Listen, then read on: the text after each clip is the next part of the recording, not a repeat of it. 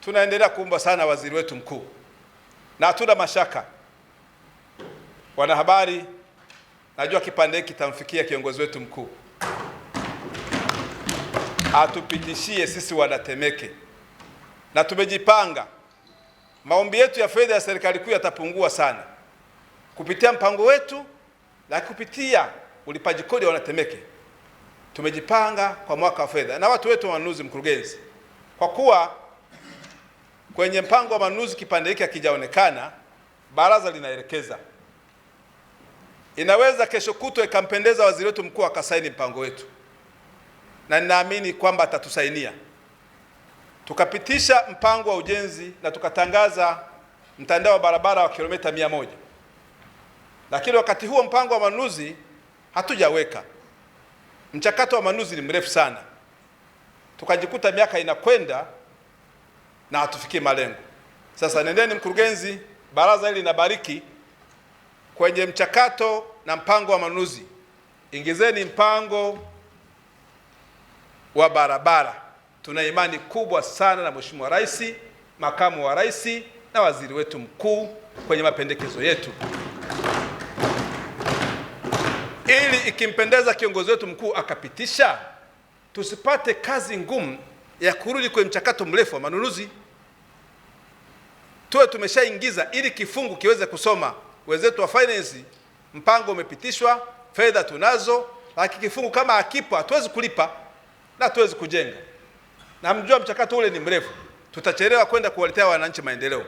Kwa hiyo nendeni mkakae, baraza hili linabariki moja kwa moja ule mchakato wetu, muangalie ni kilomita ngapi tunakwenda kuzitangaza kwenye mpango wetu, ziingizwe kwenye mpango wa manunuzi ule wa bilioni 43 ambao tumekwisha kuupitisha, ili kipande cha barabara kiongezwe nacho kiwe sehemu ya mpango wetu wa manunuzi wa mwaka wa fedha 2026-2027. Maboresho ya shule zetu tumeona, madawati pia yapo, pia na ujenzi wa barabara. Kuna barabara katika kata yangu inaitwa barabara ya Kwa Mwera ambayo inatoka pale maeneo ya serikali za mitaa mpaka kwa nyumbani kwa mwenyekiti. Nikizungumza hivi wakazi wa Mbagala wanajua ni barabara ipi.